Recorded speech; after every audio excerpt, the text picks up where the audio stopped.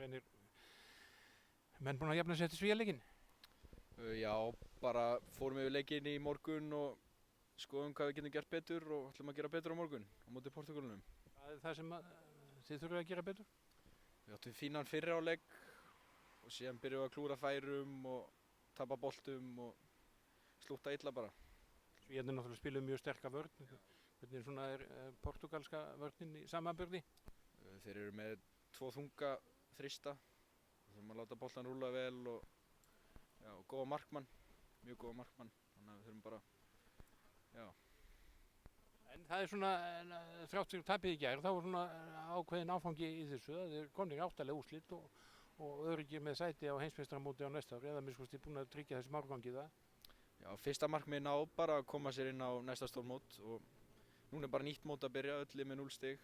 Þannig að við ætlum bara að reyna að koma okkur bara í undanúrslitin. Þannig að við þurfum að spila vel til þess. Já, því að Portúgalar hafa náttúrulega spilað mjög vel til þessa. Já, þeir eru búin að vinna alla leikina sína og unnu Þýskaland í gær. Þannig við þurfum að eiga toppleik til þess að vinna þá. Og já, það þýðir ekkert annað. Nei, það þýðir ekkert annað.